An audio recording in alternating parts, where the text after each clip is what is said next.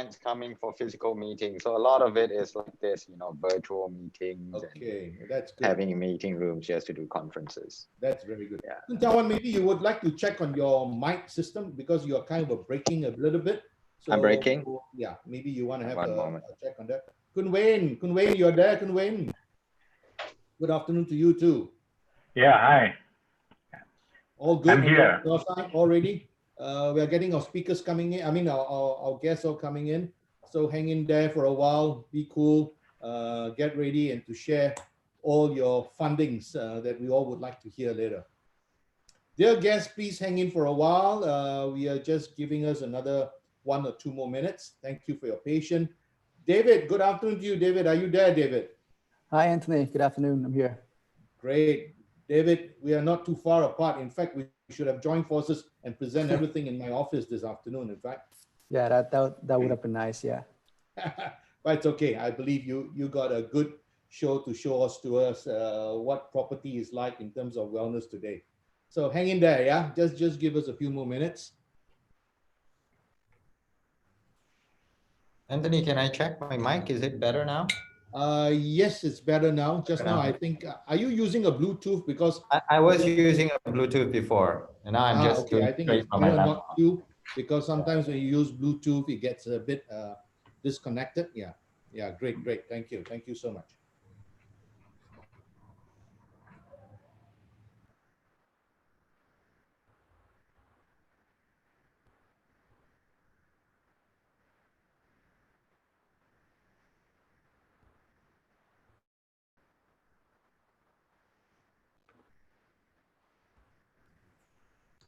Okay, it's 2 p.m. We like to say a good afternoon to all for joining AJT's second last webinar series, Navigating Our Future, Embracing the New Wellness Lifestyle. Now, that doesn't mean that we are going away. We have a new series coming up.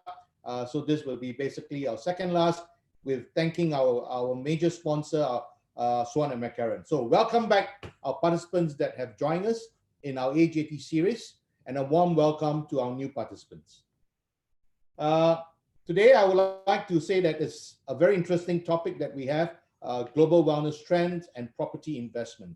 With today, we have brought a total of 6 speakers here to share with you the insight of global wellness trends and how one could basically explore the possibility of taking additional measures, taking more securities, and looking into property investments. I would like to welcome our speaker for today. We have Chris from Swan McCarran. We have David from Third 500. We have Dr. Pansak, who is our guru in Thailand. Pansak is our medical director who is in Bamurat. Dr. Pansak, welcome. We have Tan Wan from Grand Copton. We have Clarence from Swan. We have Wade Pibun from Real Estate. And we have myself, Anthony, who will be your moderator for today and the next coming few webinars. So before we start further, I'd just like to bring a little showcase to you what AJT does. As we all know, AJT basically is a concept consultants and innovators in basically providing a full turnkey service for projects which is involved in healthcare, wellness, and hospitality. And we provide business marketing. Now, this webinar series is a joint collaboration between AJT and architect Swan & McCarran, Singapore. Many of you will recognize Swan & McCarran Architects in Singapore. They have been established since 1892. The firm is one of the oldest in Singapore, with a long track record of renowned works such as the Raffles Hotel, the Goodwood Park, and they have been extremely in medical business, putting up hospitals like the Raffles Medical Center, the Extension Tower in Beach Road, and they have a couple of projects in China, in Shanghai, and Chongqing, sorry. So Swan has been an innovative commercial and mixed-use hospitality residential development for their clients in Southeast Asia. So without further ado, I would like to bring on our first speaker, talking about wellness trends, Dr. Pansak Sukarat, Assistant Professor for Integrative Medicine. Dr. Pansak is very well known health expert in the integrative wellness medicine. He has given lectures for all topics involving from anti-aging, regenerative medicine, sexual health related. He joined Bamurat International Hospital for 35 years ago, and he is one of the pioneering team for Vital Life Scientific Wellness Center since the opening its door 19 years ago. So Dr. Pansak, we would like to welcome you. We would like to hear from you, giving us all the inward trend of wellness and within the integration of property investment. Dr. Pansak, welcome. สวัสดีครับ Good afternoon, everyone, ladies and gentlemen, and then every guest speaker. The reason why I choose my house to talk is that this is the new normal. We have to live in our comfort compartment, and we know that when we are living in our comfort zone, we feel well, we feel relaxed. We know that nothing harms us too much. In the era of COVID-19, people have to change. So the global wellness trend have to change too. And the property investment may need to change according to the trend in the wellness. So what is the trend in the wellness? We may think about healthy more than wealthy. We may think about security more than prosperity. But if we can integrate all things together, so we can live well, we can live healthy, but by the way, we can work well, and then we can enlarge our system, enlarge our company, and the things like that, from the place that we feel comfortable. So for me, wellness starts from security and comfortable, and nothing like home. Sometimes we have home office. Sometimes we have the office that try to make you feel relaxed, that you are working at home and feel safe. And by the way, if we think about wellness as a doctor, actually I'm a doctor who in trend of what we call anti-aging. We want to live long. We want to live young. We want to live in a vitality lifestyle. We want to sleep well. We want to wake up and have a lot of energy. We want to have a good energy during the day. We have to work in the less stress environment. So something like that is the new global trend. And it's not trend only young generation, older generation, middle generation have to work very well together to participate in this wellness trend. But as you know, this is the global wellness economy that they project that. In 2017 and report in 2018 in the global wellness trend, you will see that the wellness real estate still not much, but the wellness tourism is a lot. So if we can incorporate both wellness living and wellness tourism together, you will see that they have a big company, like my company also, and many companies in this area of the world. They try to incorporate wellness center together with wellness resort and wellness housing. That one will create a single area that everyone can enjoy, living well, living healthy. You will see that in the surrounding, there are personal care, there are fitness, they are healthy eating, there are nutrition, they are preventive, there are traditional medicine. That we call it medical wellness. That are very flourish now. But in the future, everyone want to take care of themselves. Everybody don't want to go to the hospital because they may risk to get some infections or some undesirable effect from the hospital. So everyone can feel well. They can sleep at a good time, sleep well, and then when they wake up, they have a lot of energy to go to work, and they can go to work in a good environment that they can work very well. They can use their knowledge, their attitude, their thinking, and incorporate into the work. So the workplace should support that. By the way, you know that the pyramid of the population, or called population dynamic. Now the population dynamic shift to the one who are older than 60. In the previous, we call it the pyramid of population. We have a lot of young generation, but not much number of the old generation. But now the figure is what we call, it look like the going up in the middle, not at the low. It's like a coffin, but a coffin that's extend in the middle and then go up. So we have more and more people getting older than 60. You see that? And most of them are living in Asia. Thailand also will be increased, but most of the people who are older than 60 live in Asia. And if we see the post-COVID era, I cannot guess, but I see from the figure, that the people who are died from COVID-19, most of them are in the what we call the house for the elder and cluster together and get infection because the take care for them is not so good, the immune function is not so good, the sleep quality is not so good, anything like that. So that is one part that we can improve from the property, that can improve from what we call the living quarter, that can improve from what we call the nature living. So in the future, something like this are going to incorporate. I read a lot that they are going to bringing luxury and wellness to senior living in Asia. Why we are going to bringing luxury and wellness to senior living in Asia?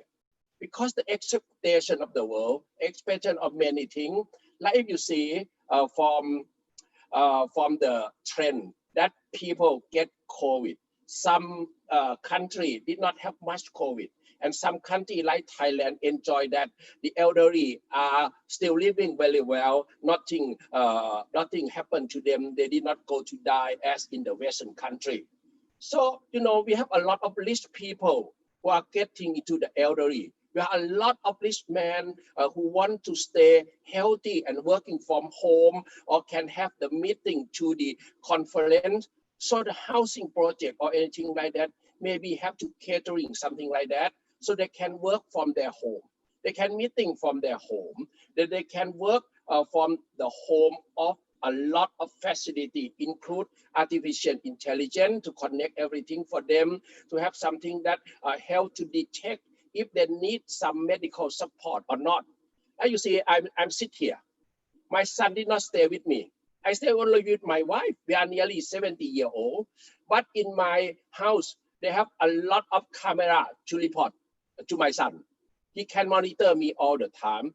And in the future, we can monitor for the EKG, we can monitor pulse, we can monitor the breath.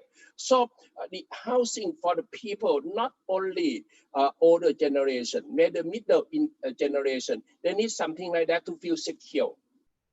Secure to live, secure to sleep. And if I sleep well, I have a lot of energy. So my sleep quality should be the thing that are going along very well with nature. Surrounding me have a lot of tree, a lot of garden. And that make the air very good and feel good to see green, something like that. That is what we call wellness in your housing.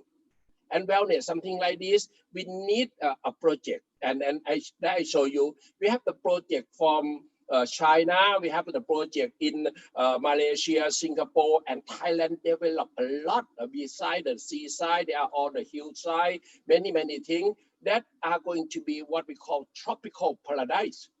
The people here want to live long and healthy, and the people from other countries want to come here to live long together with the nature.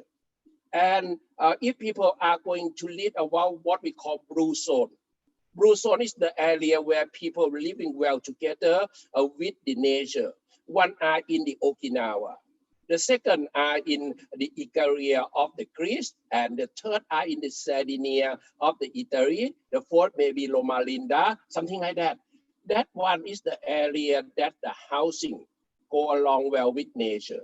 So the design, something like that, should be for the people to work well, sleep well, with a good security. So should be not interfere by any electronic, the one that I say blue zone. In that area, they have less electronic stimulation. So the design of the bedroom, the design of the house may have to facilitate something like that. The light, something like that. The light when you are working during daytime should be a daylight. But in the evening, you may need night light to stimulate the melatonin production, and then you go to sleep. And you may need something to block the electronic signal not to get into your bedroom so that you will feel well. And then we wake up in the morning, you have a lot of energy. When you wake up in the morning, we have a lot of energy, that's good. By the way, we may need a good facility for people in every age to do a good exercise. Because exercise stimulates the production, the hormone for wellness. Hormone for wellness is a lot, not only a single hormone. And it will stimulate to be produced well if you have a good exercise, if you sleep well, if you eat good food. By the way, the last but not least, John Hopkins have to do a big research for 75 years and find out that people who are happy live long. So this is incorporated into what we call living well the wellness way. You may need the elderly care housing that I told you, something like that. And then it incorporates into some area, we call it like the wellness resort for the young who can go at the weekend and come back with a lot of energy. And all that connect to the wellness hospital, not the illness hospital anymore. We are going to shift from illness to wellness. To shift from illness to wellness, everyone have to go along with the principle of wellness concept.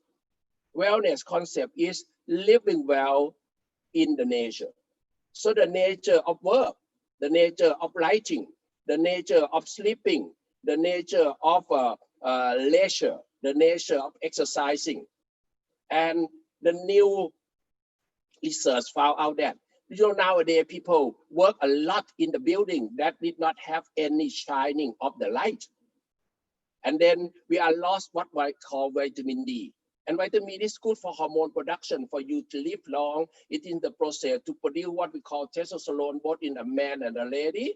And we know that that hormone is the index of living long and healthy. So vitamin D from the sun is needed. But by the way, you can give the vitamin D supplement that easy for doctor to give. But the sunlight exposure have been measured that if you have at least 8 hours of sunlight exposure, direct or indirect, that night you will sleep well. So the new pattern of the housing should facilitate something like that. So in overall, we will see that the wellness does come from you. The wellness comes from how you live. So for me, eating well, living well, working well, sleeping well, and mindfulness is the way of living well, the wellness way. So the property, anything like that, should have the principle and the concept to go along well with this one. Though we know that we still not have much of the elderly nowadays, but the number are going up, going up, going up. And the number of the young generation are going down, going down, going down. So the elderly cannot depend on their young generation anymore. So every facility in the property, housing, living quarter should facilitate the elderly to be active person, active until the last day of their life. And that is the message from me. Like I work a lot in the wellness, take care a lot of the people from the big CEO, big managing director to the young generation. Everyone want to live long and healthy in a good living quarter, work in a good working quarter. Thank you. Thank you, Dr. Pansak. Thank you. So I'm looking at the wellness trend for today that you're advising us is looking at places that that have lots of sunlight. People are looking for proper sleep element. Make sure that properties and architects like Terence and Chris will be able to design a home with sunlight that one is able to absorb and replace and get good vitamin D. Now, thank you, Ajahn. Thank you. We will come to you with every Q&A. Please, all my attendees and my guests, please, if you have any questions, kindly key in your question into Q&A. And please take note that this webinar is going live on YouTube at the same time. and we will have a recording for those who have registered. We will be sending you the recording. At the same time, please do not forget to scan in your QR code at the back of our screen that you can participate in our WhatsApp. Will be an ongoing networking that all of us can be involved in. Now, I would like to welcome back Terence Low, our Director of Swan McCarran. Terence is an architect registered in Singapore Board of Architects who has been delivering projects in Singapore and the region over 25 years. As the Director of Swan McCarran, Terence worked closely with architectural production teams on various projects of different scale and complexity, focusing on healthcare. So Terence, I think today you got a very good dimension and insight to tell us what architecture will be in terms of a good property investment scale and what the trend will be for today's wellness and healthcare. Terence, welcome back. Thanks for the introduction, Anthony. I'll just dive right into the presentation and share my screen, the PowerPoint.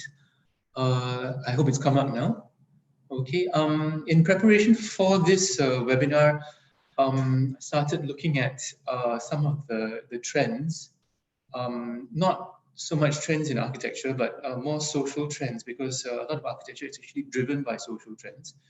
And based on what I could pick out from, I think, the previous webinars, as well as my own experience in the field of architecture, I've listed down these on the screen right now. As countries get more affluent, and this webinar has actually got a bit of a focus on Southeast Asia and China, okay. What we've noticed is that there is starting to be a greater awareness of mental health, okay, and how that is starting to figure in the way people take care of themselves, okay.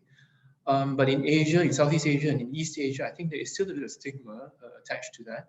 That is not necessarily a trend that could influence architecture in the built form directly, but it could perhaps be bundled together with some of the other trends, okay, and those would actually influence, I think, the built form, okay. The other trend also that I've noticed is management of addictions, okay, which is also related to mental health. The two of them also then bundle into how we can start to design communities based on wellness, all right? And one of the very big trends, which Dr. Pansa has actually touched on, is the fact that in Southeast Asia and in China as well, the populations are rapidly aging, okay? And bundled over all of that, overlaid with all of that, is one trend that's actually been developing over time. Let me just see if I can. Yes, is that people are more and more willing to relocate for wellness, travel for wellness, not necessarily just for medical tourism, okay, but also as they're growing older, they look for places away from their place of birth to live, things like that. So I'll go through some of these issues more in detail right now. So the first four trends that I spoke about.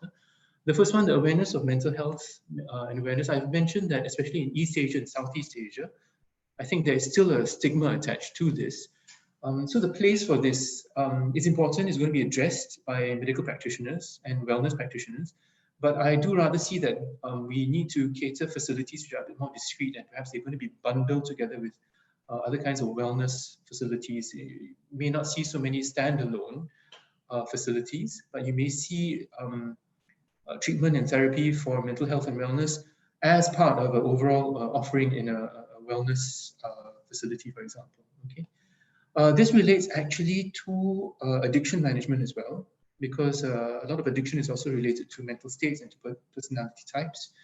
And I actually chanced upon this, not chanced upon this, but this trend was brought to my attention, I think, because of something that one of the speakers said, Dr. Nam, in I think the third webinar in this series, where he was talking about satellite accident and emergency A&E facilities within a city. And that's not something that I'm familiar with in Singapore, but I remember seeing that when I was down in Sydney. And it made me think, it got me thinking that the trend really is that as a country or as a region becomes more affluent, and especially if you are close to areas that are like beach resorts or where there's a bit more of a party vibe, for example, you may get more of an issue with intoxicants and intoxicant abuse, okay, alcohol, perhaps recreational drugs, that sort of thing. And it may be more of an issue in areas, in countries that are large, where enforcement cannot be as 100% as it is in smaller countries. So we may see that trend, not that it influences property investment so much, but I think the downstream from that, you may see more need for facilities for rehab and therapy and things like that, and those could be woven into developments devoted to wellness. Okay, so related to that, I mentioned that, and Dr. Pansa has also mentioned, there's a whole lot of data. Southeast Asia, China have among the fastest aging populations in the world. Okay, within a few decades, within a couple of generations, you will see the older generation overtake the younger in different countries. I think obviously in some countries in China, they're further behind on this journey. Some countries are further ahead. So Thailand is rapidly aging as well. I believe Vietnam is as well. Okay, Singapore is well on that path. And China is also going there because they're now starting to see the after effects of the one-child policy. All right. So in Southeast Asia and in East Asia, how this affects the response from architecture and the built form is that the elderly are still seen as very much an important part of the family unit. Okay, so even though we may have to see more independent living with rising affluence among the elderly, the trend still is, at least in Singapore as I've seen, that they still want to live closer to their offspring, they're closer to their children, to the grandchildren. And we've seen the trend here in Singapore for apartments that are called dual key here, where effectively you have one big apartment, but you have something like a sub apartment within that with its own entrance. And that can either be rented out as an investment, or it can be used for your parents or your parents-in-law, and they can also help to look after your kids, their grandkids. There's also a trend for granny flats, for want of a better term, the little self-contained units which are closer to other residential developments. Okay, so what we're also seeing is that there are developments which are focused on wellness-based retirement. Okay, not just aged care. Okay, I think we should be architects should be moving away, or should be trying to push the direction away from very nursing home oriented kind of architecture when we think about architecture for the elderly, of older folk. Okay, but we really want to think of living spaces that are accommodating to people of all ages. Okay, that we don't think of aging places just an afterthought. Okay, but that it's woven into the urban fabric and into the built form as well. Okay, so I personally, as an architect, would hope to see that we move more towards inclusive programming. Okay, avoiding nursing home kind of thinking. So age-friendly design within the wider community feeds into the next trend, which is we're starting to see thinking within property developers that you can start to design communities based on wellness. All right. There are some developments, I think residential developments, which do this a little bit by tokenism. So they've got like a spa deck in your condo, for example, or a wellness garden in the sky. All right. Within your high-rise residential development. But I think this trend can go even further when you can see even larger communities catering not just to the wellness of the individual occupants, but also to how they can cater to the wellness of older populations that are living within them, among them. Okay, I have an example in China to share with you guys. I'll go through that in I think a couple slides down, but overlaid all of that is the trend that people are actually willing to move. Okay, and it's not just medical tourism. Everyone's familiar with that trend now. That's been a trend for decades. Okay, but we've also been seeing trends of people be willing to retire as they grow older, but retire in a different region, retire in a different country where perhaps you don't have really, really harsh winters, for example, because the older you get, I think we're finding that the cold is not as easy to bear. Okay, there's also a trend, and I think Thailand leads the way in Southeast Asia, East Asia, for rehab abroad. Okay, because everybody is aware of facilities like the Betty Ford Clinic, for example, in the US. But with rising use of recreational drugs and with more alcohol and stuff, we may see a greater need for people traveling for this. Okay, so all of these trends that we've looked at, I think a number of them are actually encapsulated in the project that Swan McLaren has done, and I'd like to actually maybe give you just a brief idea of what it is. It's a very it's a pretty large development. This was a master planned development in China that was actually built. Okay, and forgive my pronunciation, but I think it's called Bo Ao Jin Wan, and it's located in the town of Bo Ao, in Hainan Island, which is in the very south of China. And for those of you who know the geography of China, that is part of China that's actually subtropical. Okay, it's very green. It's got an island resort kind of feel to it, and that's where they've hosted the Miss World contests. A lot of times they've got beautiful beaches. So this Bo Ao Jin Wan was a community that was actually master planned, focused on wellness, and the intended occupants, the intended market that they were going to market this to was actually people within China who had already made their fortune in China's booming economy, and were looking for a good place to stay, a comfortable place to stay, a secure place to stay. As we know that China's been hit by food scandals over the past couple of decades. They also, I think, generate a whole lot of electricity still from the burning of coal. So in certain areas, the air quality is not as good. So this community was actually planned to attract people who already have a certain amount of wealth, and they wanted to move somewhere that was secure and safe and healthy and focus on their wellness, and not necessarily people who are, you know, in their old age and retiring, but people who are coming here and not maybe working full-time anymore. All right, so it was focused entirely on wellness, very much on wellness, by the side of the sea, very green, with warm climate, the central spine center planned with retail plus wellness clinics and other facilities. Size of the site was 165 hectares, so not that small. The built-up floor area was about almost 2 million square meters, and it catered to not the largest of communities, but about 27,000 persons. So I'd like to draw your attention to the plots. So we master planned 5 plots within the community, and the plot that I've highlighted there, plot E, was actually targeted for the slightly older folk. Okay, the older segment within the overall community. Okay, and I'll take you through that plot E right now.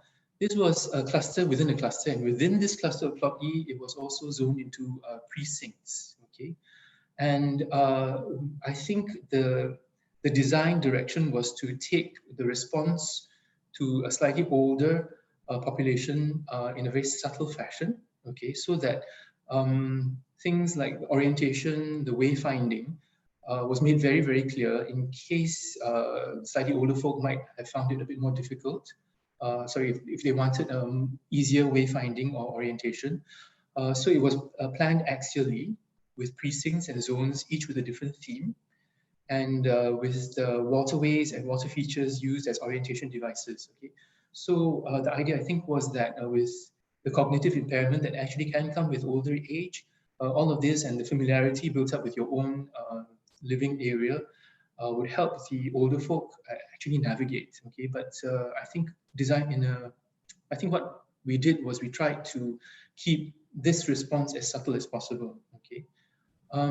There were also facilities that you would see in any other residential development. So there's a central community clubhouse, okay? And it was also planned around the idea of active aging in place. So there were dotted all over the various housing clusters, all locations for activity, not just physical activity, although there was a lot. So there were things like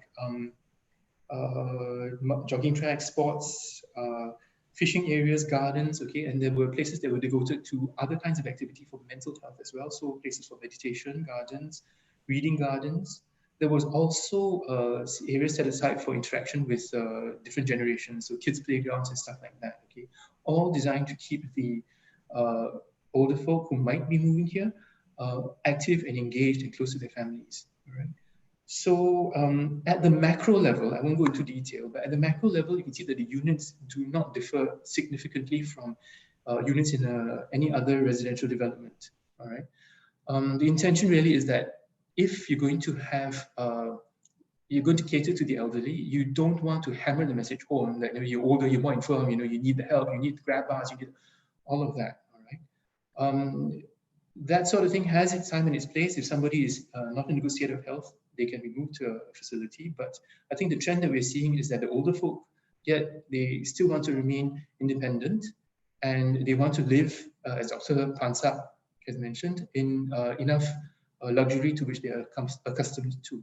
Okay, so I hope I've given you a flavor of what we have done and how some of these trends can actually be translated into the built form. And just a final message that if we, capitalize and look at the trends carefully and how to take them to the next level, okay, there may be an opportunity actually to monetize this. And I think our next three speakers will actually be talking about that. Okay, so I'll leave you with that thought right now.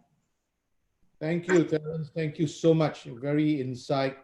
Well, Terence, looks like you are looking into real estate, wellness, moving towards very much on the senior level. Yes, I do believe that is a very big demand now, but again, it all varies on where, what size and what kind of facilities will come in. So we would like to welcome our next speaker, really looking at real estate changing landscape. I think our next speaker, David. David is an associate in Third 500. He's a boutique investment bank with offices in Chicago, Singapore, and Thailand, focusing on financial advisory on emerging growth companies. David has worked on equity, debt capital, raising US and Thai healthcare companies. So David, I believe you got a very good insight for us to tell us how well is Third 500 investing into healthcare and what healthcare potential is in terms of the coming future. So David, welcome on board. Hi, thank you, Anthony, and thank you everyone for joining this webinar. Let me just jump right into my presentation. Okay, so basically what I'll touch on today, my brief presentation will be looking at some hard data in terms of wellness real estate itself, and as well as the overall wellness or the overall real estate market given pre and post COVID data, and then I'll touch on some of the qualitative impacts that COVID has on the wellness real estate and how that should be moving forward. Anthony has given a brief introduction, but let me just go through this briefly. So my name is David Bankert, an associate at the investment bank Third 500. We focus on emerging growth companies, and these are companies that are in its early stages of recognizing revenue and are at an inflection point of growing at an extremely fast pace, and we represent these companies. Over 20 years of the experience of the company, we've raised over $1.5 billion for our clients, and we hope we can continue to do so. So let's just get into the presentation. So in 2018, there was a report by the Global Wellness Institute, which Hi, David. Sorry, yeah, I don't see your presentation. You got to share your presentation. Oh. Yeah, that's it. Okay. Thank you, David. Thank you. Yep. So everybody seeing the presentation? Yes, we see it now. Thank you. Okay. All right. I was having that on the whole time, but all right. Apologies for that. So in 2018, there was a report by the Global Wellness Institute, which quantified the market for global wellness real estate at about $135 billion and growing at 6.5%. The largest markets for global wellness real estate is the US at about 53 billion in size. And then you have Asia, most of which is China, Australia, South Korea, Japan also in the mix. But this market is really one of the fastest growing market in terms of global wellness real estate. And the reason why Asia is really one of the driving force for growth is that you have shifting demographics, right? You have China, that's really pushing in terms of emerging middle classes. You have India, emerging middle class, and you have Indonesia, Philippines, Vietnam. But you also have demographics that Terence actually talked about, where I actually have some statistics. I think in China by 2040, roughly 500 million people will be categorized as aged. And in Thailand, for instance, that's about 17 to 20 million by 2050, but that's roughly 20 to 25% of the population. So what we see is really that the aging society is what's really driving the awareness and the acceptance of, developing real estate in wellness aspects. So that's really what's driving Asia, and a lot of research actually suggests that Asia would probably replace America or North America as the largest market for global wellness real estate. There aren't so far a tracker or any institute that tracks wellness real estate on a frequent basis. But I hope I can, with the overall real estate market, give some picture about what's been happening, and a lot of questions, obviously, about how COVID-19 has impacted the real estate market. And what we've seen is that in the first half of 2020, activities in real estate transactions has dropped by about 32%. But this drop is really not even across all markets. You see Japan and you see South Korea still, maintaining the same type of activities over the first half of 2020, but you see other markets which are more reliant on foreign direct investments. And that's, for instance, Hong Kong, Australia, Singapore, for instance. And you might recognize these markets as being one of the targets for Chinese investors. And that is also the reason why a lockdown and restrictions on traveling is really affecting real estate transactions over the past 3 to 6 months. We've seen valuations in Hong Kong, for instance, and I think everybody knows that Hong Kong was, for a time, one of the hottest real estate market. Of course, with domestic violence and protests, that has impacted activities somewhat, but certainly COVID-19 is really exacerbating the effects of these uncertainties domestically. And so when you look at these country-specific issues, you see that the impact is not even. But not only in markets, but we also see that the effects of the COVID-19 on real estate is also uneven in terms of sector. We see that industrials is down about 6% in the first half of 2020. And the softer blow to the industrials is probably mainly because of how consumers are changing their behaviors in terms of shopping. E-commerce is really pushing the boundaries here. And I think the interesting part about COVID is not that it's disrupting or destroying industries, but COVID is really accelerating change, right? We've seen that a shift from brick to mortar to e-commerce has been going on, but with COVID, that change is happening faster.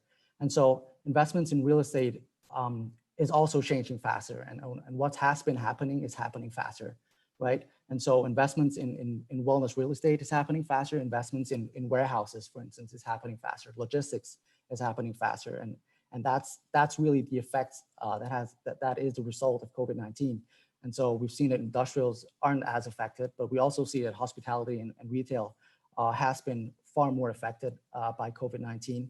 But obviously the shorter term nature of foot traffic and guests is also something that plays a role in that. We've had the discussion with investors in terms of office building investments, and most of the stance is more about wait and see. The key question really is in terms of demand, right? Because what will happen to work from home? Will work from home stay, or will we all go back to the office after everything clears up and we have a vaccine? That's really still an open question. So investments in office buildings will remain somewhat uncertain, and so that's the larger picture of the real estate market over the past 3 to 6 months. But how I would shift towards the wellness real estate is to give a small statistic to think about. The global size of the real estate market is roughly 9.6 trillion in size in US dollars. And the wellness real estate itself is about 135, right? So that's roughly 1 to 2% of the global market. When you have such systematic shifts, certainly it affects the wellness real estate. But when you think about the potential growth and the upside to the wellness real estate, I do think that the change with COVID is really acting as a positive effect or positive tailwind to the global wellness real estate rather than a headwind. And these are some of the statistics that I found, which is quite interesting when you think about it. There has been a wave of attention for wellness, given healthy lifestyle trends with younger generations and older generations alike. You have also COVID, which has brought about more attention toward, staying safe and healthy. And so investors, companies, and communities are gaining more attention and becoming more aware of the health and financial benefits of, incorporating wellness aspects to real estate development. The World Health Organization actually published a report which says that about $1 trillion per year of productivity is lost due to workplace depression and anxiety. And you think about this number is roughly the size of the Indonesian GDP, and Indonesia is the 16th largest economy in the world. So there is tremendous value in improving the situation, especially in workplace environment. And I think wellness is a crucial step toward that. And so a lot of research and a lot of consultants in the real estate space has been, pushing for a best-in-class working environment, and that's incorporating wellness and mental well-being for employees working at these offices, and really retaining and maintaining employees and talent is really a key management strategy for a lot of companies, because given how hard it is to retain such talent. And so if you really just add the component of incorporating wellness into your offices or your office space or your office building, that could, in research, result in a 3% increase in productivity, in profitability from productivity enhancement. And that's the part in terms of a company, occupying an office space. But on the other hand, you have investors or developers who develop these properties, and the question is, what is it in it? What is in it for them, right? And what research has found is that when developers incorporate wellness and lifestyle aspects to property development, there is an up to 25% increase in sales premium. And so that's on the private side.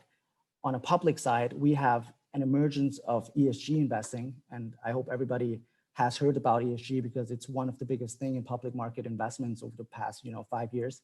In 2015, $15 trillion is under management in terms of ESG funds. Today in 2020, there's 40.5 trillion. So that's roughly 3.5x increase over a matter of 5 years. Even as recently as in July, Nikkei has launched an ESG REIT fund. So when you think about investors or property developers, there is a public market exit at the waiting, and 70% of investors are actually, taking consideration about how climate change, sustainability, wellness aspects actually play into the property itself. And finally, just to give a real life example about all these statistics, Gaesan Towers is a mixed-use project right in the center of Bangkok. It's a retail and office space, but it also has incorporated wellness-inspired facilities to the project. Besides its nature-inspired and green areas-inspired design from the exterior, you also have what's called Gaesan Urban Resort at the top of the tower. And that's basically an office and a business center-like office space where it incorporates natural lighting, it incorporates community-type lounges and areas for a meeting, and area for people to chit chat and network. And that's really something that recently, it's quite recent in Bangkok because we haven't seen a lot of that yet, but one of the first high-profile developer that has actually incorporated wellness full-scale is Gaesan Tower. And the result from this, or perhaps partly from this, is that today Gaesan Tower is one of the most expensive rental space in Bangkok. It commands 1.5 thousand baht per month for rental space. That's roughly 40% higher than the city's average. Right across the street, the Central World office building, it actually asks for 1,200. So, you have certainly a new building comes into play, but what I think is also playing a part in the tower being able to demand higher prices is its design and wellness aspects to it. And just, again, also, apart from the business center, it also has a urban retreat, what it's called, but it's basically just a wellness facility. What this facility offers is, natural lighting, simple designs, spa treatment, onsens, deep sleep programs, personalized wellness packages, and so on. And that's just the other aspects of the tower. That's what we can probably see, that the tower has fully embraced wellness into its design, and the result shows. So let me just conclude briefly. The key takeaway, I think, from my research and presentation is that wellness real estate is really just in its infancy. 135 billion, roughly 1% of the global real estate market. So the opportunity is magnificent. It's gigantic. And both economic and demographic shifts is really acting as a tailwind for the global wellness real estate market. Certainly COVID is acting also as a tailwind. Pollution concerns in cities like Delhi, Bangkok, Beijing, Shanghai, it's all just, supporting the argument for wellness real estate, right? And so people, both the population of the cities and employees of companies, they're all, supporting wellness real estate. And finally, it's not philanthropic. So basically when you incorporate wellness real estate, the result is that you're financially rewarded. And that comes in form of higher rental prices, sales prices, but also for companies that occupy these buildings, it comes in form of higher productivity. And that's the end of my presentation. Thank you very much. Thanks, David. Thank you. Thank you for letting you know that there's 135 billion has been invested into wellness property, and that's 1% of the total real estate takings. I think that's very promising. I see lots of uptaking now in demand for people looking into combining and integrating wellness into property mixed use. Well, we bring in our next two speakers, very interesting now. I think we're going to combine two speakers in one presentation. We have Tan Wan, who's a partner at Grant Thornton, Thailand. Tan Wan has co-founded and led an independent law firm that advised clients, investment, custom, trade laws, nearly a decade. He has led corporate into legal due diligence review, context of merger and acquisition, and preparation of IP offerings. So I think, Tan Wan, welcome. And I would like to also welcome Kun Wepibun from Real Excite. Wepibun is the CEO of Real Excite Company Real Estate of a fundraising startups. This is something very exciting that he will be able to share with us together with Tan Wan on what kind of fundings are available now. So Wepibun has been commissioning a stock exchange.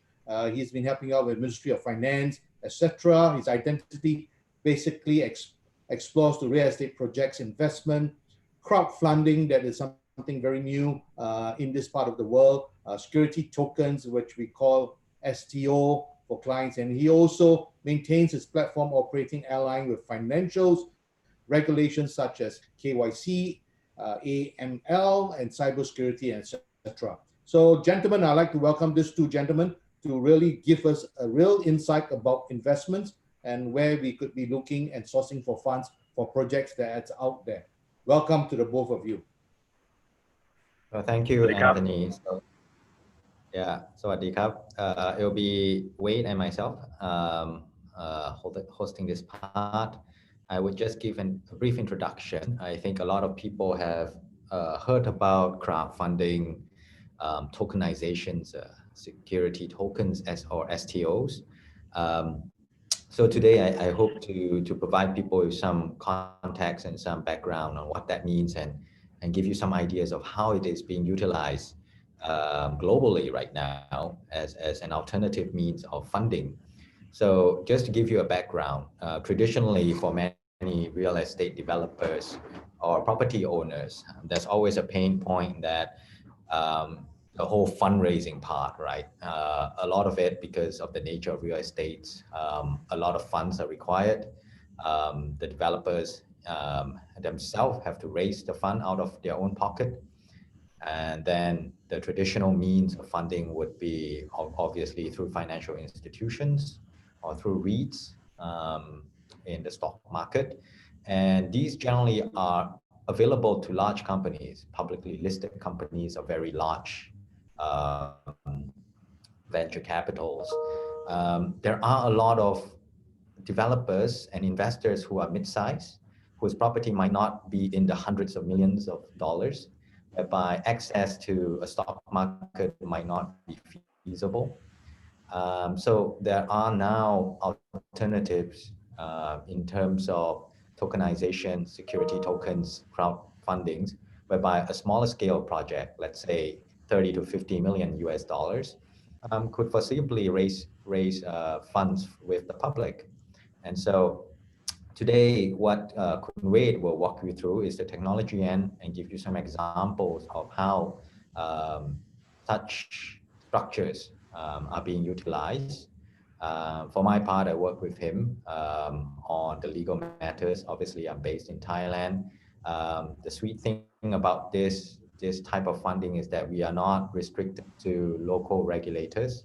Obviously, it has to be regulated. For example, in the US or in Switzerland, in Japan, there are regulators. For Thailand, we are still a bit conservative and the regulations are not quite as advanced. But there are Thai companies that are now leading the way and exploring and utilizing these method of funding. So yeah, without much further ado, I would ask Kun Wade to just help us run through the slides and give you some ideas of what it is.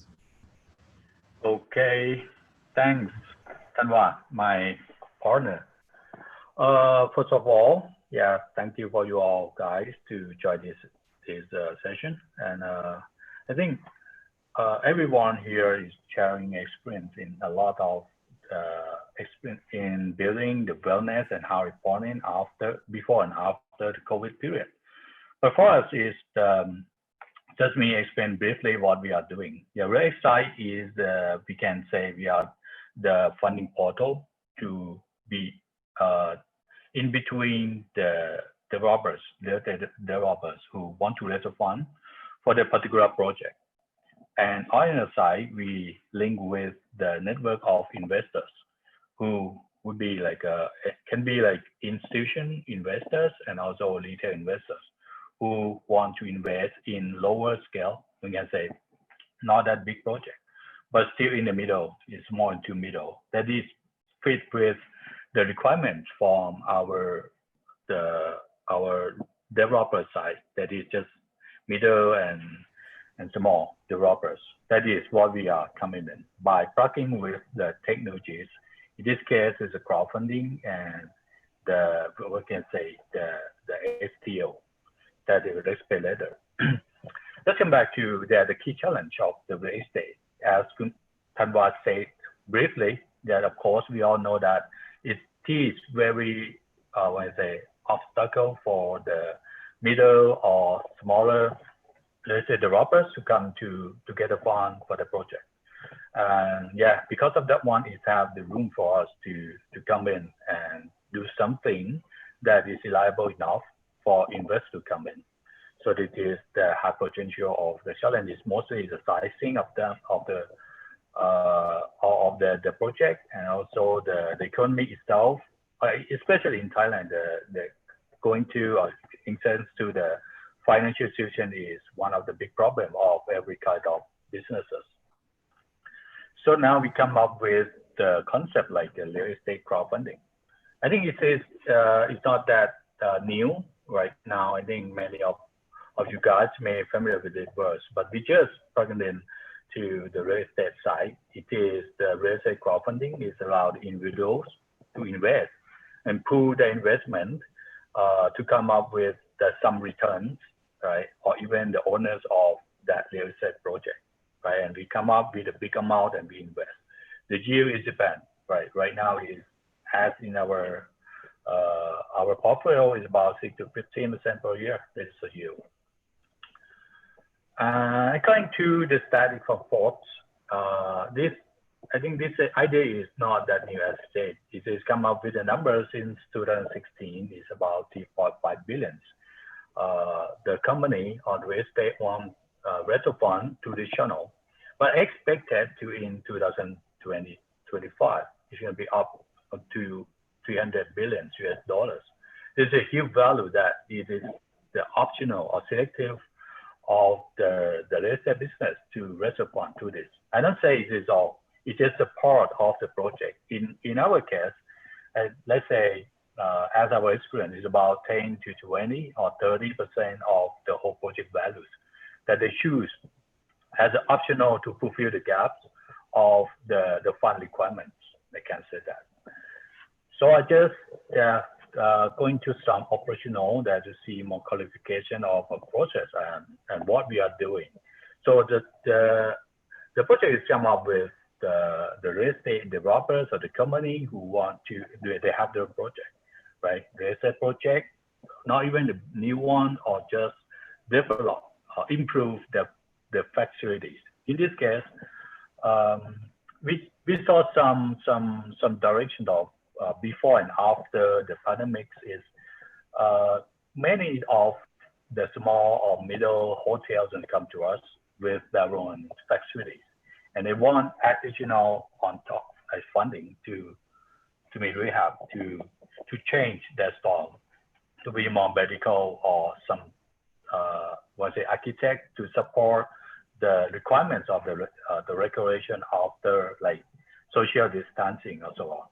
So they come to us, and what we do is we do the project due diligence. At least we check whether this project is how the entity and also the facility, how it works, and we come up with the visibility analysis, and then we do some fundraising method, right? The credit scoring, we do KYC, know your customer, or AML, anti-money laundering, to filter the investor in a platform, and then we do crowdfunding, right? The time frame of the crowdfunding is varies. It depends on how huge of the project or what is the sophisticated of the project itself. But for us, it's around 1 to 3 months window time. And yeah, of course, we bring with how to control the payment or the investment. And at last, once all the thing is done, we point to a platform. And in that platform, we have the network of investors who can see the project that's coming, the list on a platform with all analytical. It's just a proposal or investment. And then they go through and there's some condition whatsoever. And after the project, it's of course it must be 100% funded, or at least 80% as our regulations. That treat that project is success. And then we do we call post crowdfunding transaction. I mean, we do the equity or subscription to the investor, and of course we transfer the project as a project timeline or project requirement. That is in charge of all the flow of our crowdfunding. And the use case one, I think I just choose some that is quite interesting, but I think it's 100 or hundreds of projects that's already succeed to this kind of fundraising, including the wellness property. But for it is just, we can say, it is origin, it is developers in Europe, right? Raised 105 million, just only in 17 hours, right? It is very fast. They use the technology-wise. And the next phase is Jeffers and co-raised 14 million to the RE crowdfunding. It is, in total, it is 400 investors networking. And last in US, they have their own portfolio since they start the business. Is about 500 million portfolio of invest the property. So you see, it is I can say it is optional or some alternative for the one who want to raise a fund to adjust their own facility to fit with the new changing after the pollution period or the COVID period. The next one is quite, I think it's about, the concept is the same. It is we raise a fund to, let's say, the retail investors, but we use the technology-wise to make it spread over the region, right? It's cross country. So, and use the technology that we call the blockchain, right? To make the, let's say, the track and trace and to validate it of the transaction of the investor easier. So the process is the same. They come up with the project, and then we do like the offline transaction. We do due diligence. We do all the thing is about the feasibility. But the difference is we design, right? Design we call digital token structure. We have to decide how they can use for the investor, how it can be, automatically enforced when the transaction occur. For example, once the project is funded, fully funded, this smart contract is automatically transfer the token to the investor all around. We can say it's all around the world, the one that is in our blockchain system. So this is the concept is just we can invest any property across the board with the token in return. But in addition of this, it should be have like you may be familiar with the crypto exchange. That is one of the privilege of this kind of investment. It is you can trade maybe after six months of the project life, they can trade or exit from this investment easier. And this is a concept of the real estate tokenization. And yeah, there's a real use case. I think one of the very well-known use case in real estate tokenization is the St. Regis aspect. It is the hotel facility that less of fund, but it's just only 20% as if I'm not wrong, from their all funding. Its total is $18 million to invest. It is do the transaction since 2018. Right now, I think they changed the exchange from securitized to T0. That is, possibly the value of the token is, I think, more than 100% that increase after two-year investment. And this one of the case. It is also a popular one is the tokenization of 30 million Manhattan real estate property. In this case, a hotel. And this is also one of the big cases. It is Liquify. It is the platform, the tokenization platform from Hong Kong. They do the contract with the Gulf family in UAE, and to do the securitize or digitalize the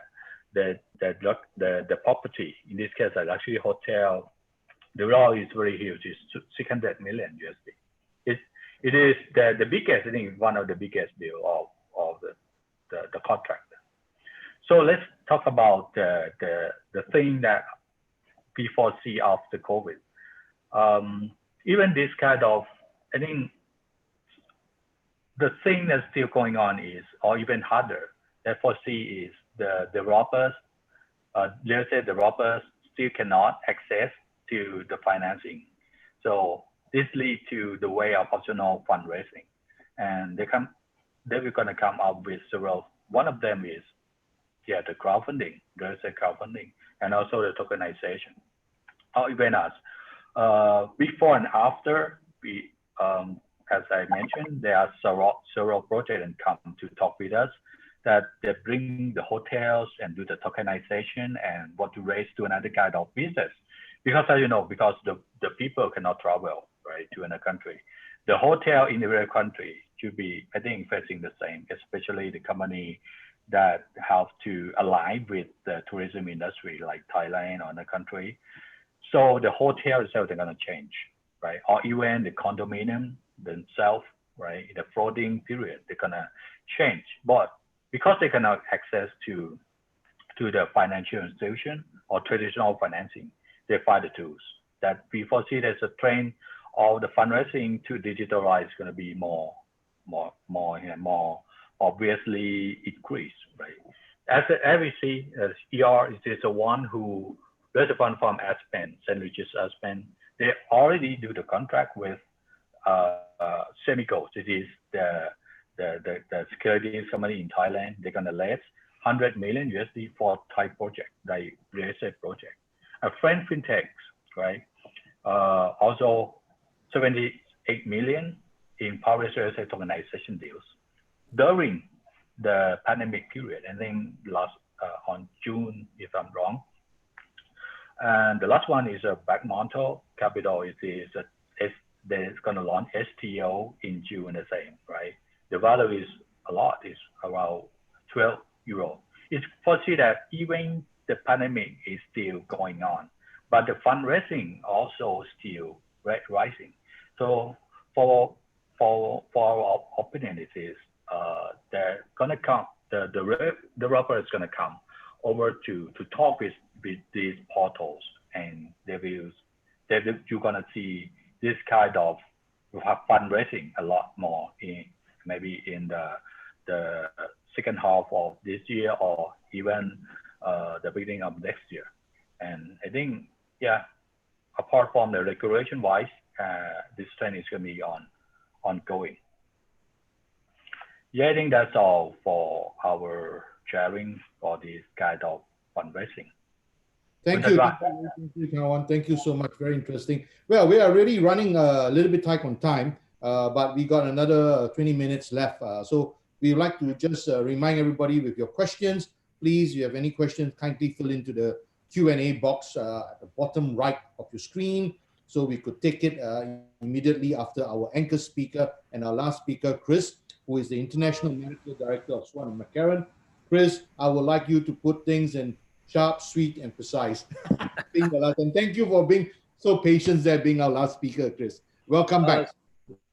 That's fine. I'm glad to be here again. And I hope I can summarize nicely all the discussions that have been happening all over the past weeks in these seminars. One moment. And play. I'm shifting to a Mac on this. So I think, first of all, thanks, Anthony, and everybody for attending. In wellness, what we've been really talking about is creation of that wellness space for the body, the mind, and the spirit. And over the course of the discourses, you've heard from various people. And I think what's key in this wonderful seminar today is that wellness is, of course, is a growth market. I think people mentioned this many times in the other seminars, but it's really being brought home today. Also within that, we've been talking about biophilic design, which is how we can be creating that healthy environment through the materials that we use, the paints, the air conditioning, etc., how we can reduce our reliance on such systems and retaining a closer impact to nature for ourselves. But also the IoT, this innovation and connectivity, which under COVID has led us to a lot of pushing the boundaries. And as people have been saying, increasing the movement forward for these things, which were before being looked at in 5 years' time, et cetera, is now happening now with contact tracing on apps and things like that. And also the hotels moving right to your phone now for key access. I've been in lockdown for a number of months now and actually living in a service apartment, and we've got a key access controls for ourselves. Also, the wellness is a full life, full cycle for work, live, and play. It impacts everything that we do, our homes, our workplaces, the commercial sector, private and government apartments and houses, how we look forward in designing those with a new norm, as we've been talking about, and how the new regulations can come in on that. And also in the leisure and hospitality sectors, how they've been adapting and the new elements that we be adding into the hotels, et cetera, to make people feel safe and secure, but also to bring in that wellness component into developments. And lastly, there's wonderful people have been talking about it today, because there's something I was going to raise as well. This whole wellness is our aging populations globally and specifically in Asia. So as people have had this note before, clearly it's a growth market. We've got $996 billion hiding in the wellness sectors relating to the spa, thermals, wellness tourism itself, also the wellness estate. But workplace wellness, being that little small sector, I think is a growth market for everybody. And combining those together, the interesting thing is that the CEO of Mori Trust was quoted in another global wellness, that wellness for all is one of their key visions for real estate developments. So institutions are looking at this closely now, and it's becoming, as mentioned, value adds to projects for 25% increased rentals, et cetera. And that's striking the balance of wellness design.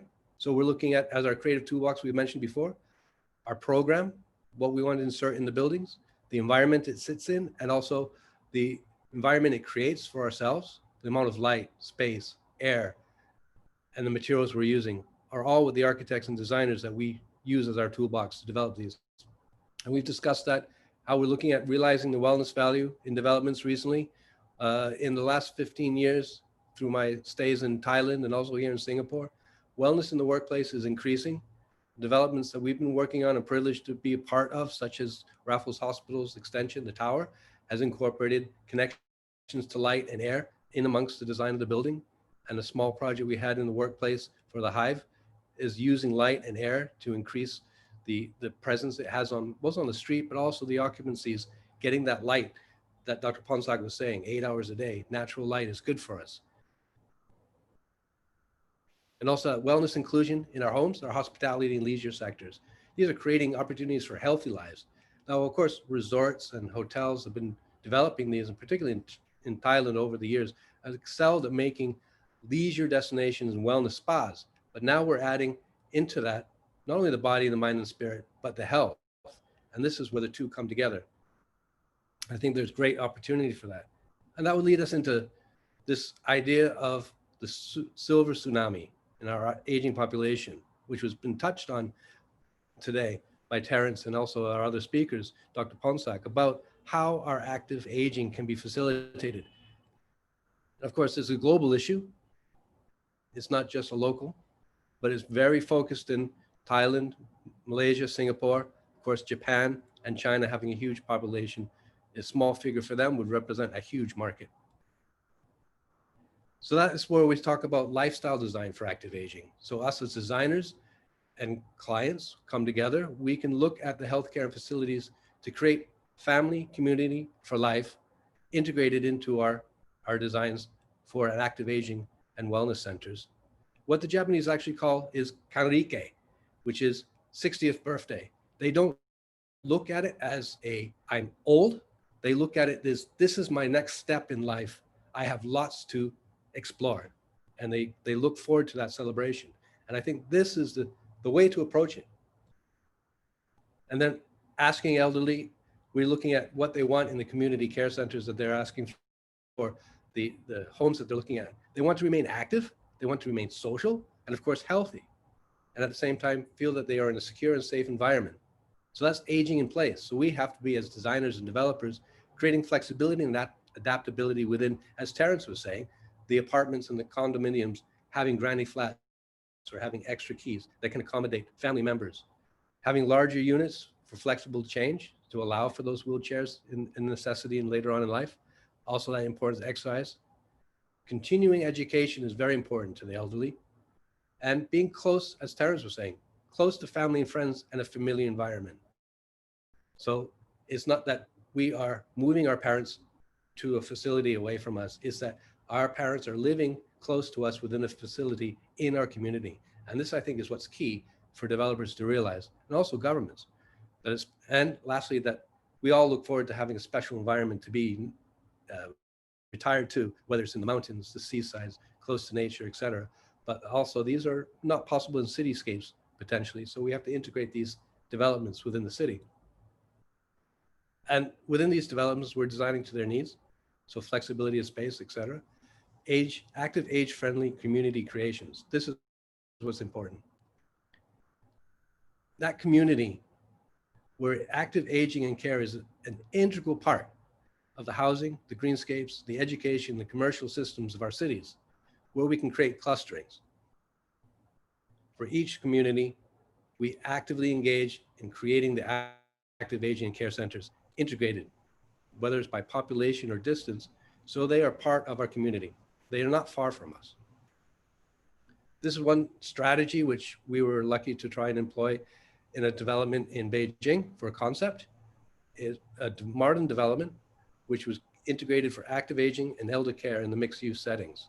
So this development was, at its core, was actually an elderly community, whether it was a low rise, mid rise, or a high rise complex.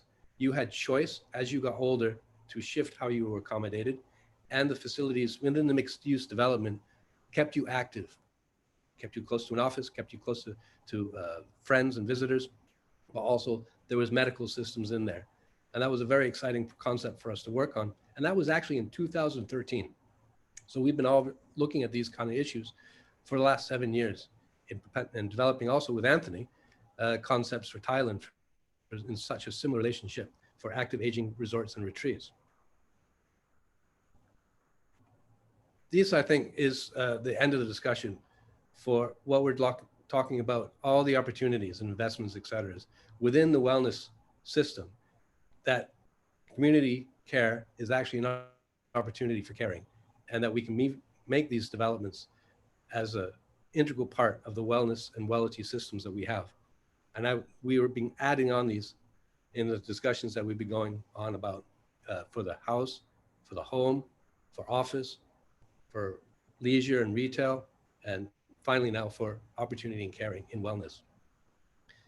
So that I think is how I'd like to sum up, is that in all these sectors, there's an opportunity, and that we should look at now being the time for our developers and our investment partners when we're doing developments to create the groundwork for what is coming as the future. Now's the time to be investing and developing, because then you are ready in the next 2 to 3 years when you open your development. That's it, Anthony. Thanks. Thank you, Chris. Thank you. Thank you.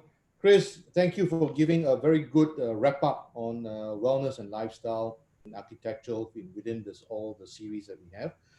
Very quickly, we got another 10 minutes more to run.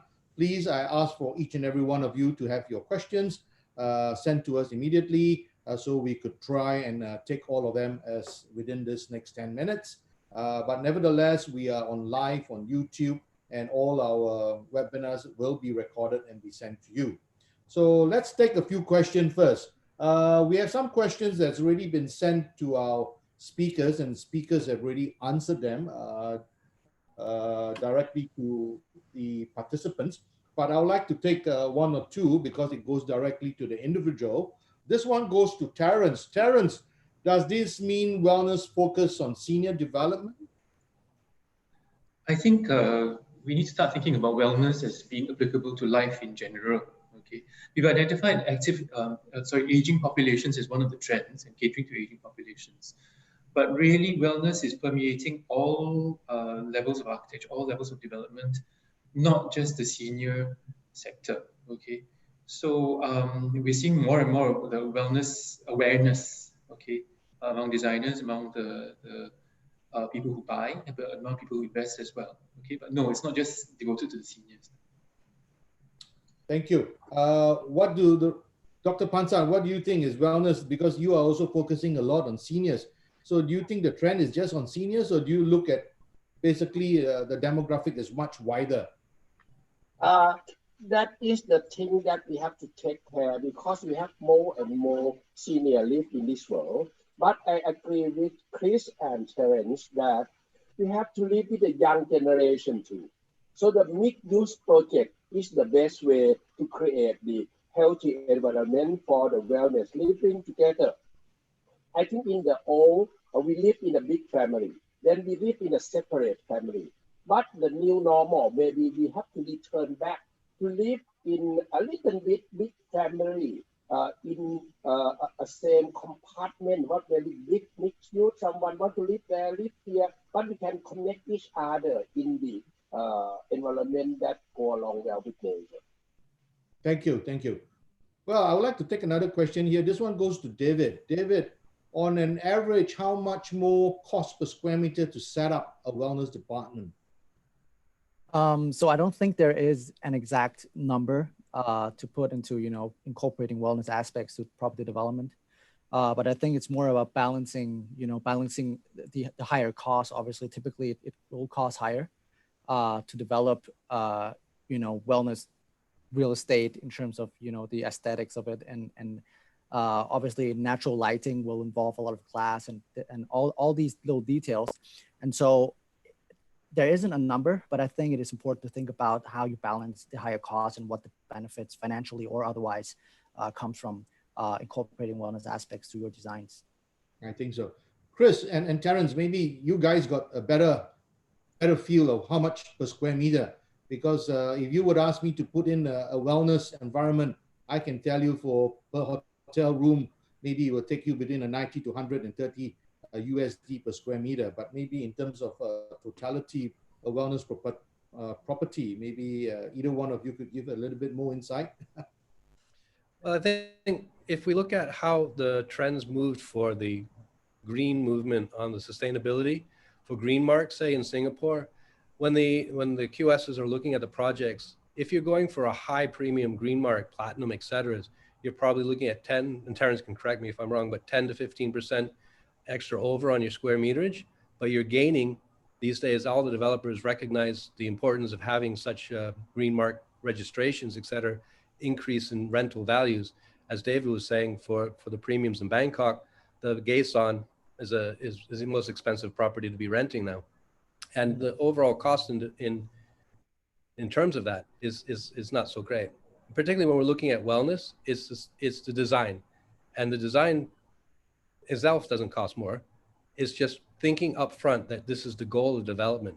If we look at reducing the reliance on high energy systems, et cetera, like the air conditioning, if we're able to create flexible space and we're able to bring in light and air so people can adjust and change their environments, that creates a whole foundations for the wellness. Thanks, Chris. Thank you. I got a personal WhatsApp coming in from one of our guests here asking this question. Basically, I would think it goes more relevant to Tan Wan or Wayne. When you do your funding, would you be looking only at greenfield or brownfield? And maybe you could advise us the types of funding, whether it's more for medical, hospital, or will it be more for a property?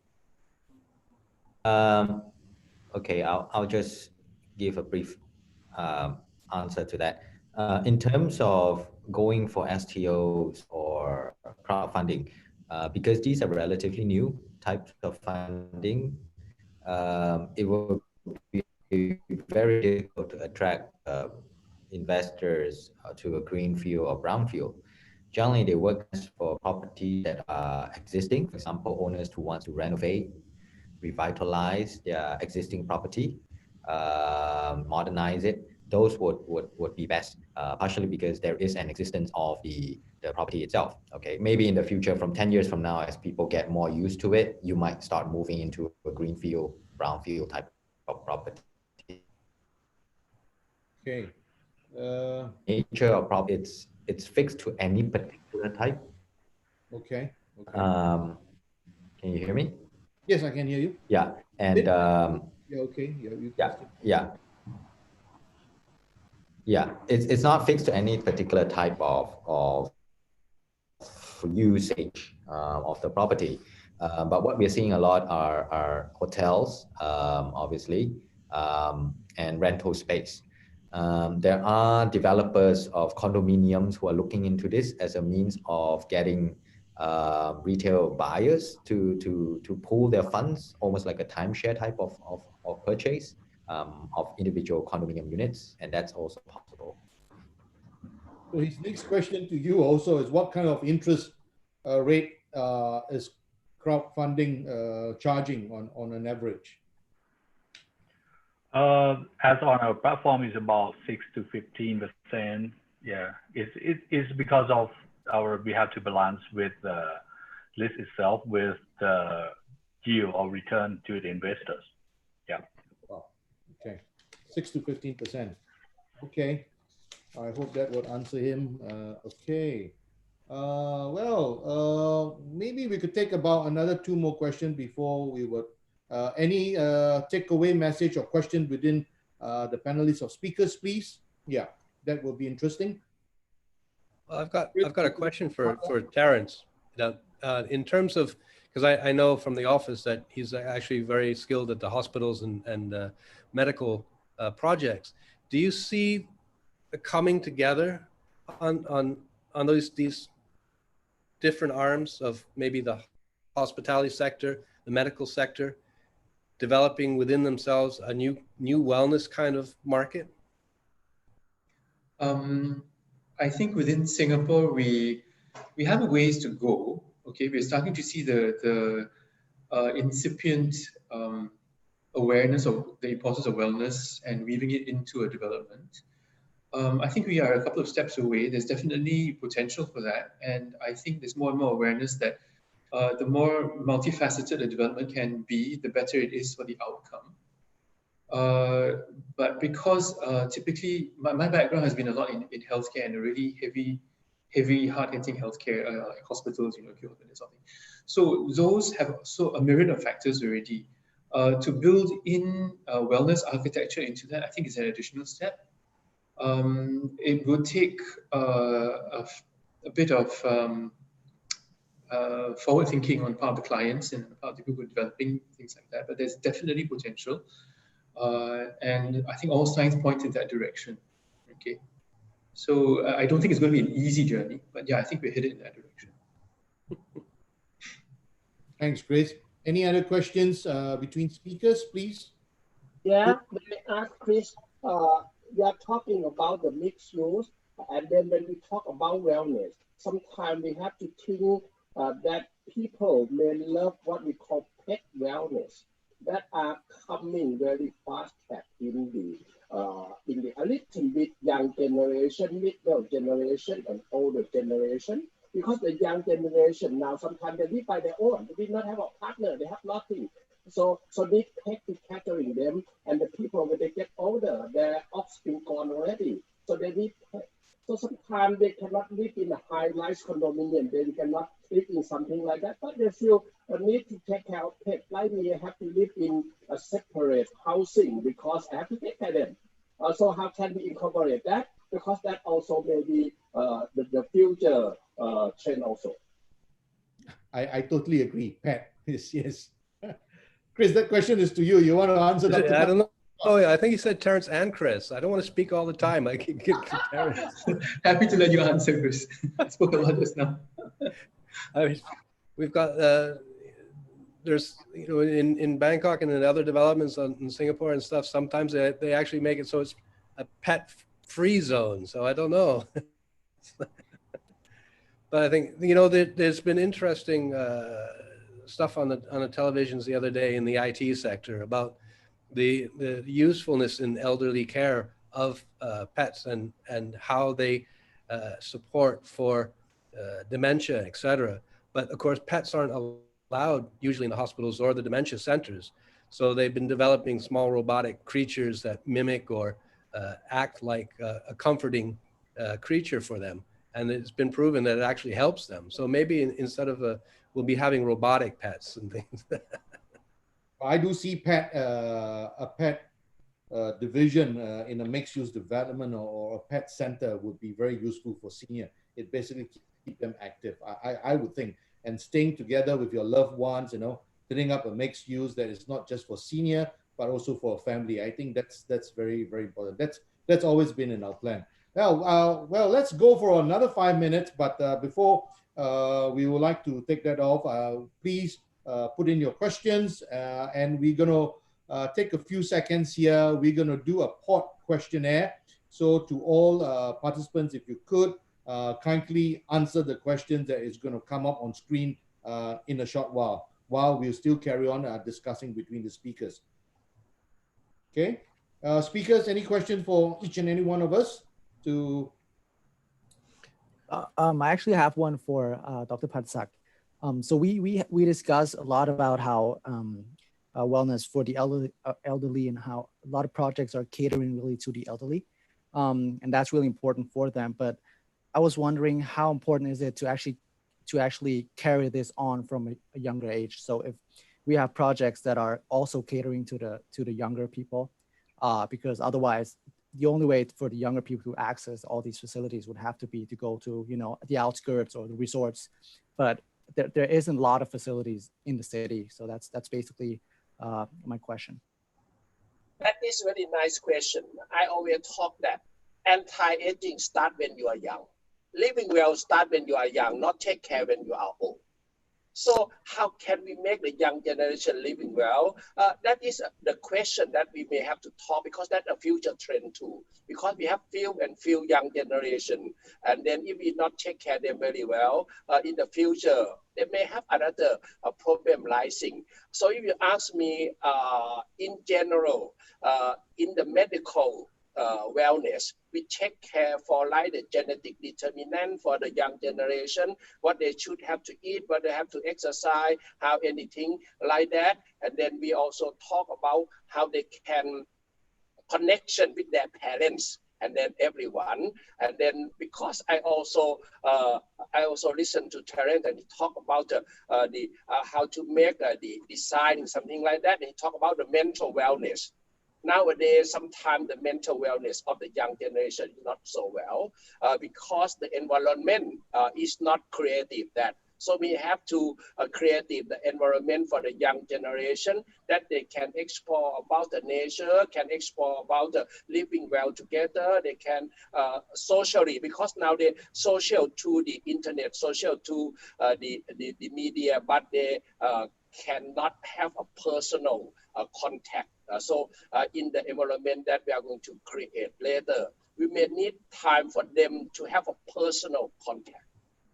That is the crucial point, because personal contact make a problem less and make negotiable good. So that is the art of living. Okay, one last question I have. Basically, this is for Wayne and Tanwa, is for fund investment here. What is the appetite that your establishment do or your connection do in terms of investment? Because we do have people in our projects calling into our companies, project scale like up to 20 million, up to 50 million. And there's also one that is going at about 10 million USD. What is your appetite of crowdfunding, or what's the appetite of the real remix would be able to do funding of this level? Okay. So for this level, I think we need to go into the all the sizing or the details of the project, and lastly, where is the location and the kind of investment. That is very first step that we going to, and after that we also need some financial things, right? That inform about the companies or the historical.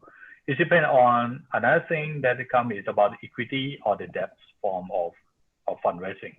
That is one bit initial consideration of fundraising.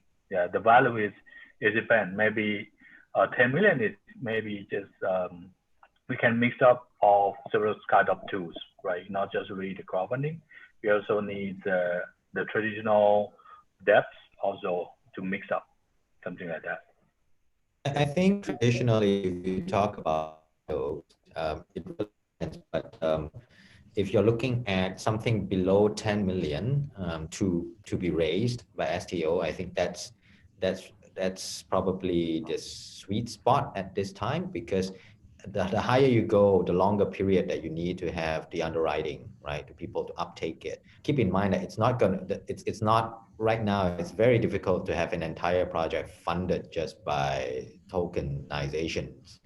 So it is a part of funding tools. So if you're looking at like 20%, max 30% of your project being funded by this alternative. Yeah. Good, thank you.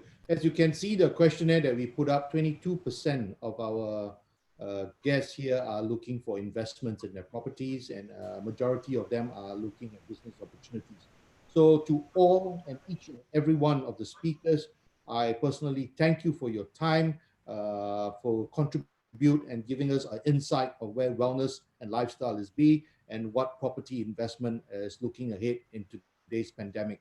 But my take-home message to each and everyone is stay safe and be strong, and I believe there's always opportunity out there. So before we call it a day, I would like to make sure that everybody scan through the WhatsApp, put through the WhatsApp, participate in WhatsApp, because each and every one of us will be there, will be able to be an ongoing. We will be sending you a recording. As I said, we are live. So we will broadcast and we will give you all our questions that are not answered. So maybe a very quick round of thank you to all speakers, and thank you to all participants. And we would like to basically welcome you back in our next webinar, which will be talking about branding, which is the most important thing about branding. When you have a property, you're looking at what you're going to do in a business.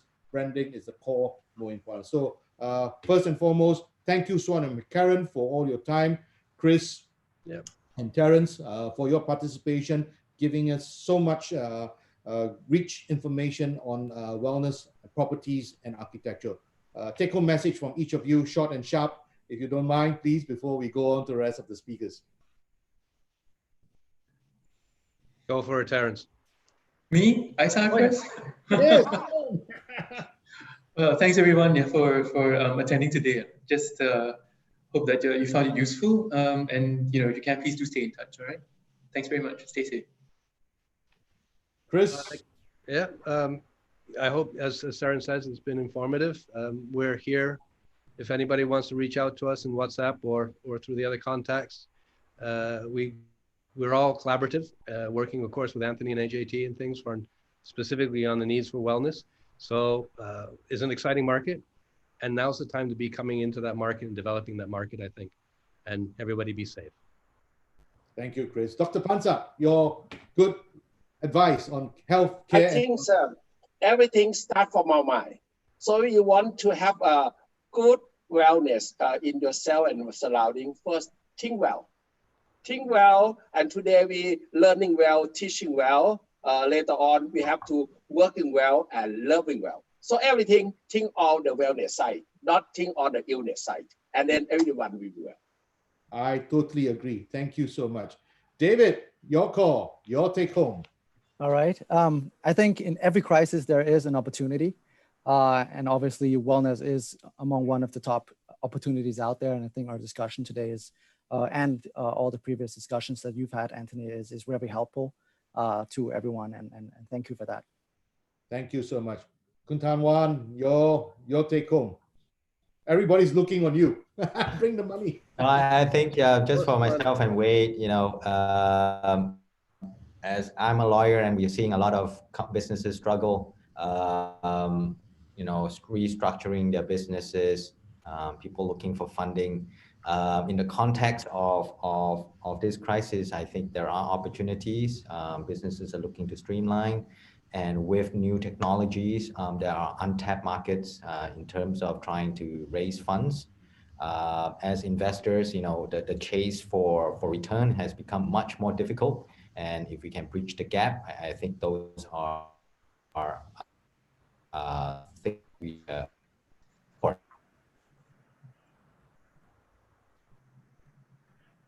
Hello. Oh, I think the connection's gone. We lost you. Yeah, I think my internet's trying to kick me out. Hey, thank you, Wayne. Your last good wishes. Okay. I think for this circumstance, then everyone just be self, right, in terms of healthy, and also get financial wellness also. Yeah, just think of the way they do the business. Also, just be conservative and just go step by step. They just foresee. Yeah.